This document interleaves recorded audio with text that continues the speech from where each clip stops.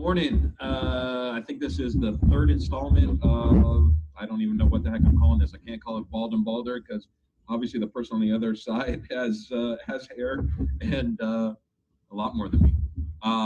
Needless to say, just wanted to welcome Lacey Warren.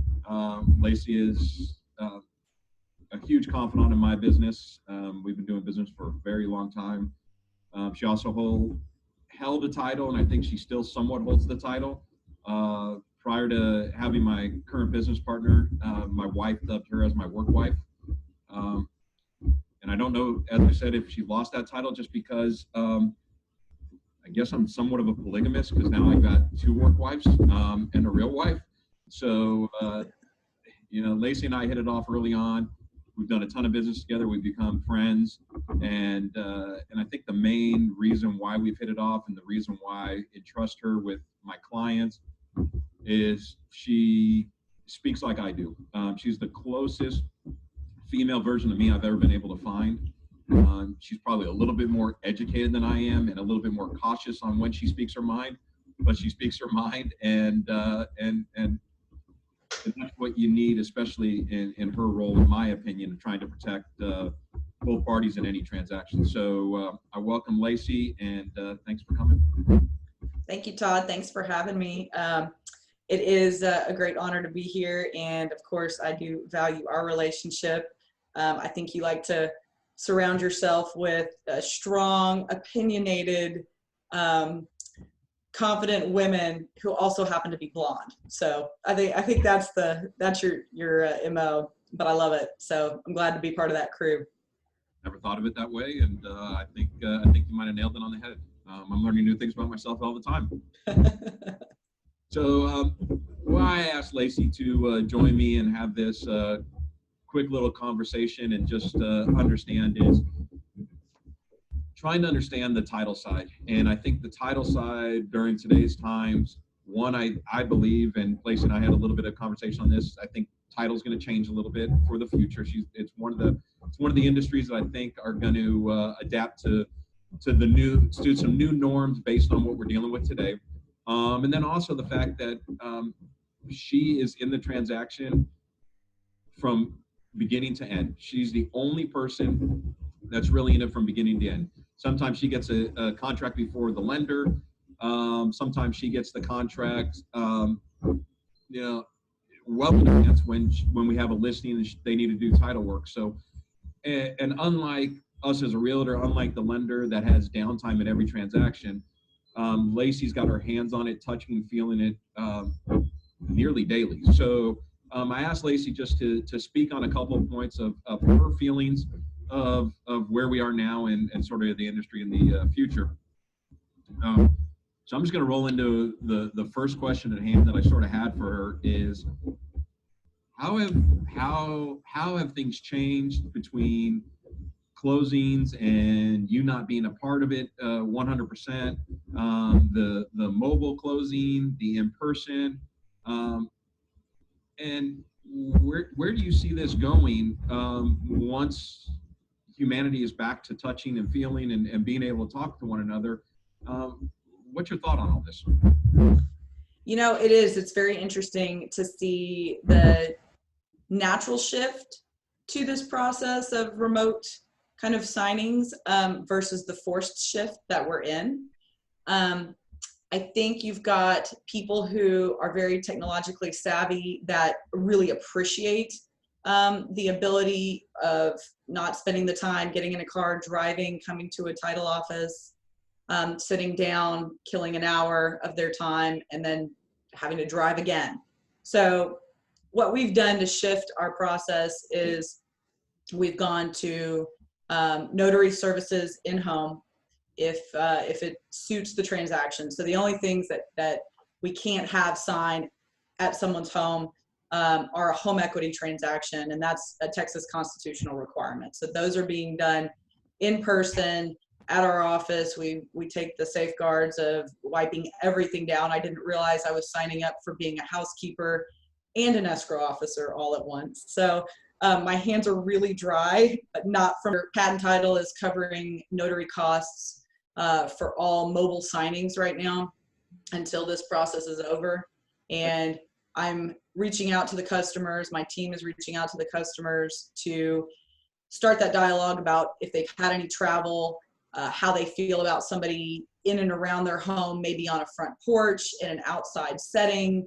What we're doing is working with partners to try to get documents well enough in advance that the buyers can review the documents to alleviate the face time that they're having with the notary, knowing that the notary isn't able to answer any of those questions. Me being at the ready to field any questions that come up along the way, and making sure that the buyer and sellers are comfortable with their figures, being, like I said, available on the phone, at the office. If I need to be, I am splitting my time. Here today, I'm at the office because we have a busy funding day where I'm fielding packages coming in from couriers, and we've got to scan documents and get them to lenders and keep that process going. So I feel like as an escrow officer, my role's shifted a little bit to an assistant, but it's really about being that bridge, that third-party facilitator, again, between the realtor, the lender, and the customers, to make sure everybody feels comfortable with the process. So that hasn't changed, but I think that, you know, we all miss the in-person closure, so to speak, of the transaction, and I think that that's still somewhat up in the air, where people sign with a notary and then they're still in wait mode. Well, that hasn't changed. We've always had to wait for funding, but now it's even more incumbent upon us to communicate clearly and effectively how long that process is going to take. So me being removed from that a little bit, we found what we have to do a little more proactive communication, which I've always embraced, but I feel like even now, so more than ever, it's really an integral component to our process. Very interesting. So the takeaway I get from that is right now, and what we've tried to impress on any client that calls us, or current transaction that's under, that's in escrow, is there's so many hands on it, and people need to understand that they need to be patient, because even though they want in their home and they want certain things, things are just delayed from limited amount of people working in several different departments, funders working from home, title plant not being in full force, escrow officers working from home, having third-party mobile notaries that are already at bandwidth and going to sign multiple people with multiple closers throughout the city.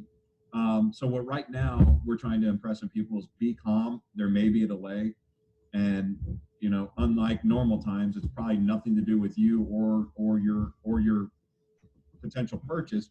It has to do with just the delay in time. But then the flip side I see is, if this sticks, it's actually going to be a time saver right now, because we were lumped into this and thrown into this new world and basically thrown to the wolves. Once we figure it out and understand how to use and this in front of us, I see where this is going to be a huge just savior of time in the long run. I think so too. You know, Governor Gray Abbott passed a temporary executive order, well, rather an executive order on April 9th, temporarily permitting temporarily admitting the process like we're experiencing now. So a Zoom or a Skype, where you've got a video to video and phone to phone capability to notarize a document. And as a notarial act, it's always had to be in person. So that's a big shift. Again, it's a temporary order, and it has not been adopted by county clerks and lenders yet. It's just the executive order. But what I do think that does is trigger the next step in the process to make that big shift. Remote online notarizations, you've probably been hearing about that a lot lately, have been around for a while. They really got adopted here in Texas in 2018, but the companies, and we're partnered, Patten Title signed up with several of them, they don't have the capacity, and they weren't ready for this, the magnitude of business opportunity that really got kind of thrust upon them in the last few weeks. So those really haven't been functional over this process, and that's really relied on us to go back and re-examine what are the next steps in this remote online closing process and how do we navigate the next phase of our industry. I'm really fortunate to be part of Texas Land Title Association regulatory and legislative committees, so I get to have a voice in how that shapes, and that's exciting for me. It's also great to be on the front lines and watch how we can evolve that in a thoughtful manner with our industry partners, and that's very effective for the consumer. You know, you've got 254 counties in the state of Texas, but they're not all created equal. And Austin we have all the wherewithal and the resources, and we want to embrace that technology, but you are in a rural community in Texas that may not have that, and they still are going to want the brick and mortar. They're going to want to go into a title company.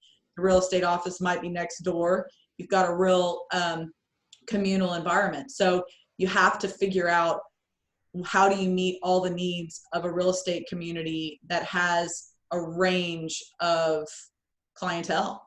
I think you're going to see still some brick and mortar stuff for a long time. I think that's going to phase out eventually, but probably not until, you know, maybe our generation is looking at retirement, because we still bridge that gap at our age between paper and technology. We're not fully there yet. Your kids, I don't have kids, but your kids, they're pretty much technology based, you know? So when you look at people who have grown up in that environment, they're going to embrace technology as a normal process much easier than people in our kind of experience. That's what I would say to that. Interesting. It's a good point.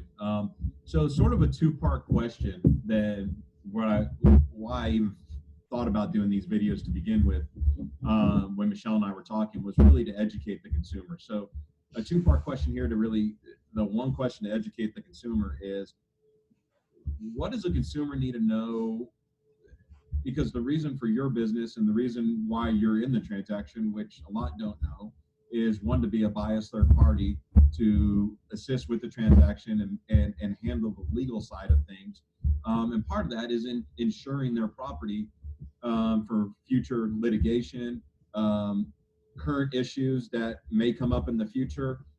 So you're really their last line of defense to really make sure that legality wise they know what they're buying, and it doesn't come back to haunt them, to the best of your ability. So with that being said, what does a consumer need to know today, based on the legality side through title and their protection through title, with all these new things coming about, from accepting mobile notaries, accepting this, accepting that, and then 5 years down the road, they have a survey issue and the T47, everyone just sort of throws up their hands and says, well, you weren't sitting in front of us, and so I guess the question is, what should the consumer know today that they're protected, and what does the future look like? I know we can't really talk about the future, but if something does come up in the future, how are they protected?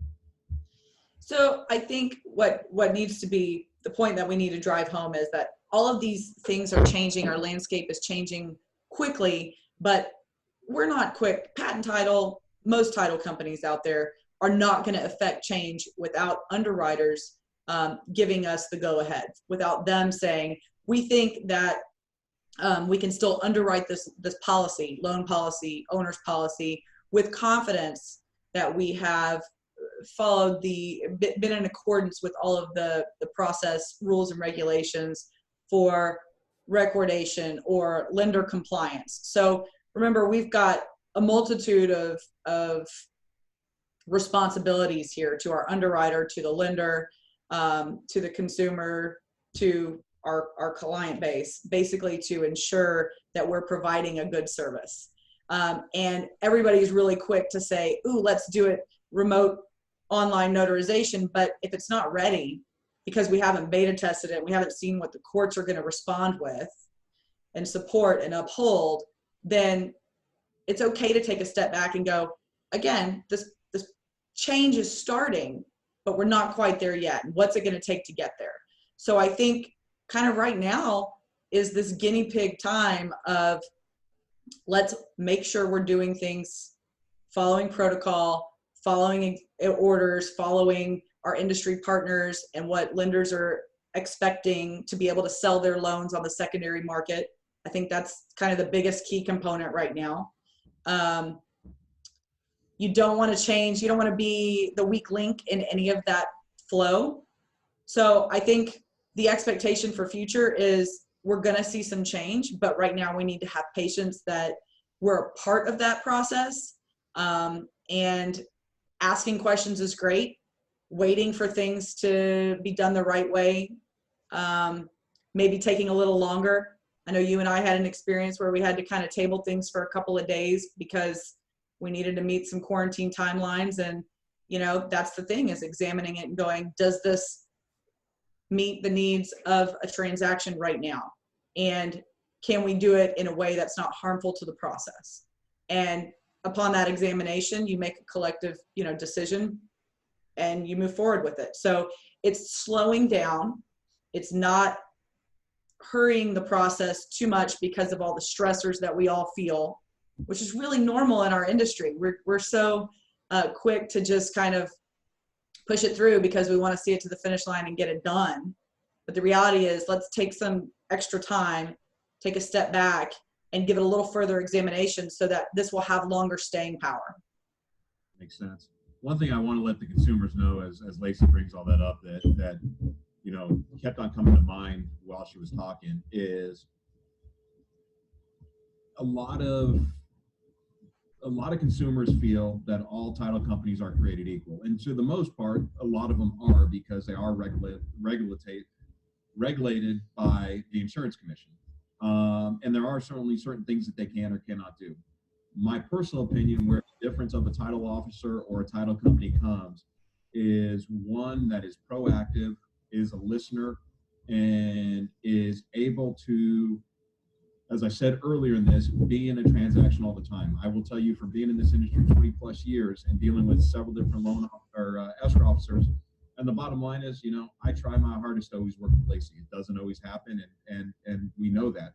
And I tell consumers all the time, the reason why is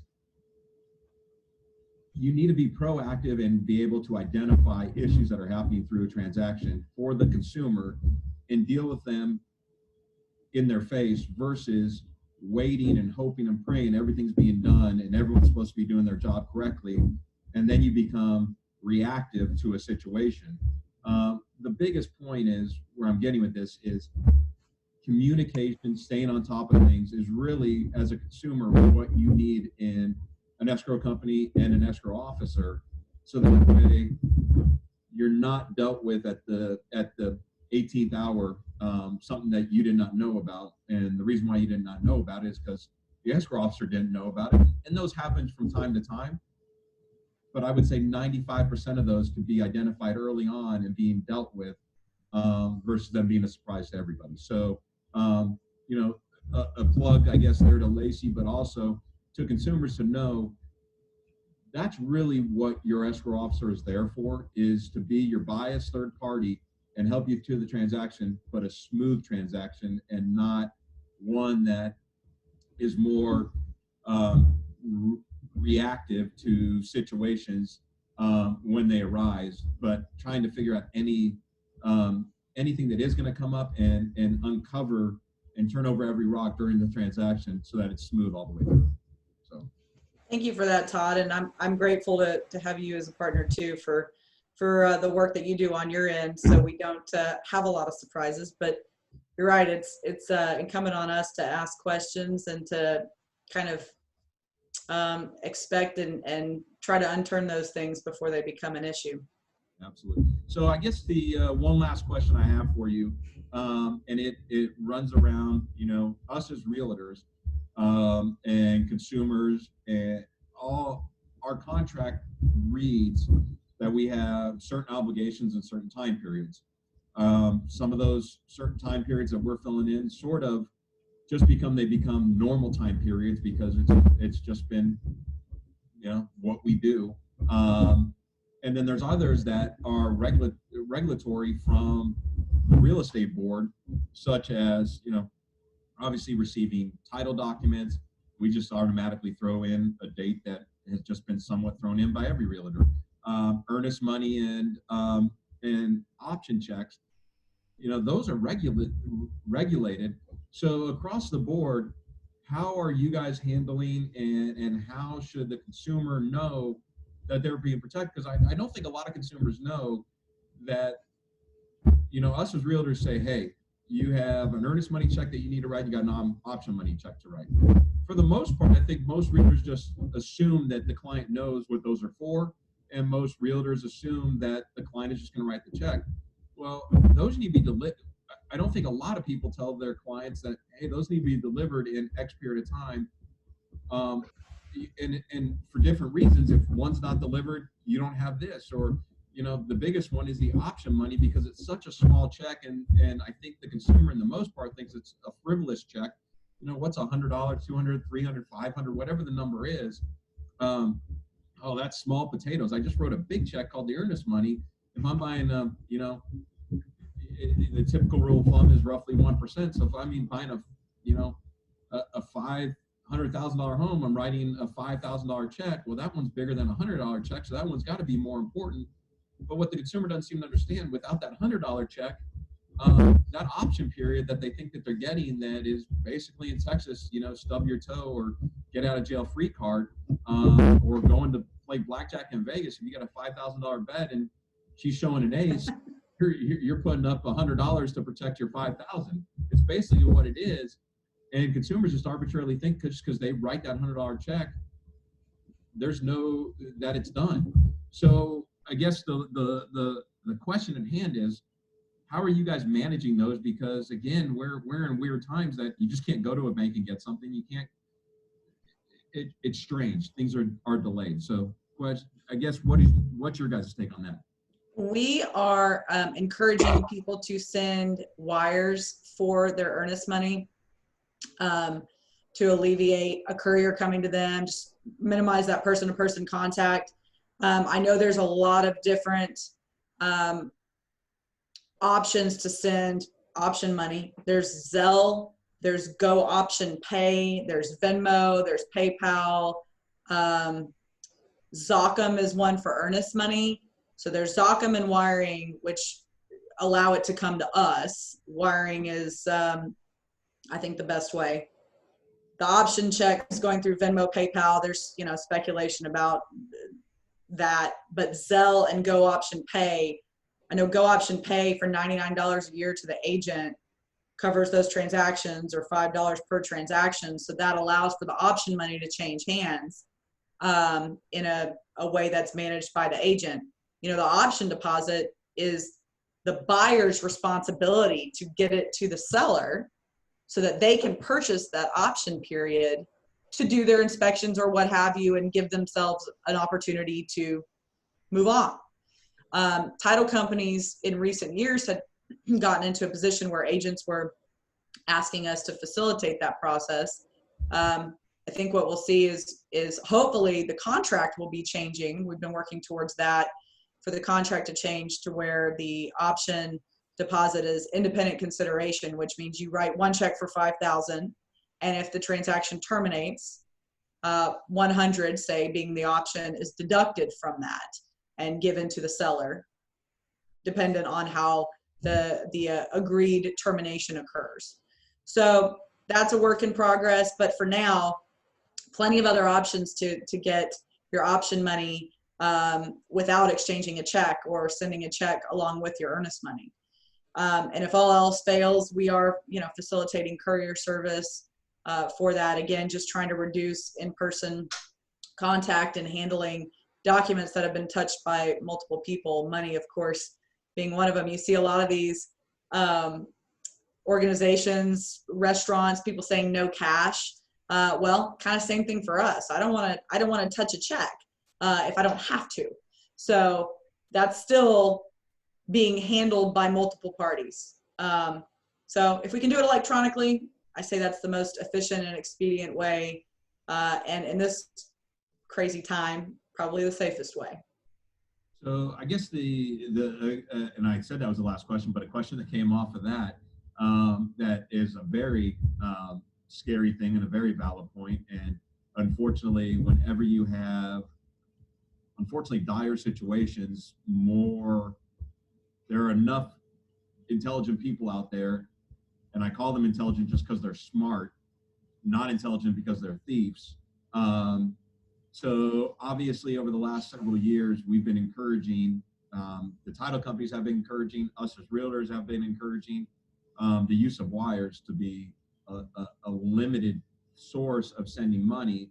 And if you are going to send a wire, to go into your bank, actually pick up a phone and have either yourself or the banker confirm the numbers on the wire before you hit send, because unfortunately in our industry, we've been pigeonholed by thieves of stealing money. So, now we're sort of caught with our pants down if we've been encouraging consumers not to use that source of transfer of money because of the amount of theft out there and the consumer is not protected. But now we're encouraging it because it's the only safe way humanity-wise to send money. So what's sort of the take on that, and what has been the title company's sort of pulse on that? Because I didn't even think about that until we just talked about it. Yeah, no, it's a great point. It is a very valid point. And I think, for the last 3 or 4 years, we have been making phone calls at the inception of the contract to really connect with the consumers and try to drive that point home about the potential for wire fraud, and not giving any information over email. I think we're so quick to just give something unsecuritized and then make a phone call to follow up. But guys, if I could tell you the horror stories of the potential fraud that we've had to really kind of stay one step ahead of. I mean, these are professional fraudsters. They are trained within their organizations to go after, to target our contracts, and it starts at the inception of the contract. So it really relies on me, being the facilitator of the transaction, to make the connection to the consumer of the importance of having a connection with me directly. Not just saying, oh, there's Lacey behind the scenes. Is being able to pick up the phone and call me. We use a secure portal called Qualia, and we do not send anything outside of that portal that has wiring information or social security numbers. And I felt really good about how that's been working for us. You always have to think one step ahead and think, well, what are they gonna do next? But again, nothing replaces that phone to phone, person to person conversation. You get a feel for somebody, you make some small talk, you connect, and then if some way down the line somebody calls you and it doesn't feel right, in your gut. So I think that I've really relied on kind of my intuitive nature of reading people and trying to navigate some of the fraud that I've seen and experienced over the years, and really stay focused to the prevention that we can do and the education that we can do for the consumer. And I know you, Todd, you guys do a great job really driving the point home with your clients about, hey, connect only with the title company on this. They should be sending it to you. You're never going to get anything from us. Lenders are really getting good about that. Hey, title companies running point on this one. Let them take lead, be in touch with them directly. So I think it's about educating consumers, period, end of story. So with that being said, I want to say one thing, and because this is for consumers, is please listen to this clearly, is you send a check, and it could be a big check, $250,000, $1 million, $500,000. I mean, there's big checks being sent via wire. You send that and it goes to the wrong person. And again, as Lacey said, there are good thieves out there, and it's for some reason we become an easy target, and they are finding a way to get monies from within our industry. The bottom line is, as a consumer, because you're going to be talking to myself, your realtor, you're going to be talking to Lacey, your escrow officer, you're going to be talking to us, and you're going to feel that once you hit send, it's going to be our responsibility. We're going to feel bad for you, we're going to feel horrible. We're going to lose sleep at night. But at the end of the day, you're going to be pointing fingers more than likely at other people in the transaction. And we would love to take responsibility, but it falls on you, and that money, unfortunately, is gone. It's scary. It doesn't make you feel good when you send a wire. We would love to be the ones responsible, but we're not. And I would be pointing fingers too at whoever told me to send a wire. Unfortunately, that's not the way it works right now. So again, be very cautious, dot every I, cross every T. If you feel like you're annoying somebody with a phone call, annoy them. That's right now, it's your money. And if you do not protect your money, unfortunately, there really is no one at this current juncture in time with wire fraud to protect your money other than yourself. So that's the only point I wanted to really drive home. Yep, I agree. There's that people have been trying to get the FBI involved with certain wire fraud issues to try to alleviate, I don't know, to try to head it off at the pass at the bank. And it's just, we haven't seen it be effective yet. So it has to happen with a phone conversation. It has to happen with following the steps that the title company is really working towards ensuring that you have knowledge of. Makes sense. Well, Lacey, you've been awesome, and I want to thank you for your time. Again, I don't know what I would do in my business without having Lacey by my side. And you know, Lacey is with Patten Title, and Patten Title is absolutely amazing. And I'm not saying the next part because of anything bad at Lacey with Patten.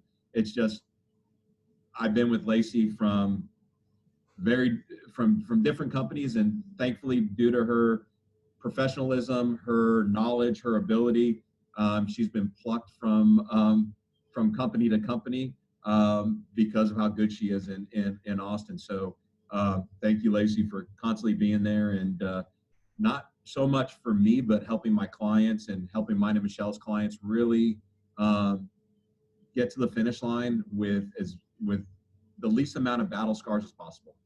Thank you. I appreciate that. It is a team effort. So thank you. Absolutely. Well, guys, you can reach Lacey if you have any questions at all. Probably the easiest way is I'm going to give you her email address. It's Lacey with EYLACEY .Warren WARREN at plfpc.com. Probably easiest just to send her an email to ask questions, and then you guys can take it from there. Again, Lacey, thank you, and look forward to hopefully some more transactions because we're a little slow right now. I know, that sounds good. We'll see you soon. This Zoom is good. Let's keep doing it. Take care.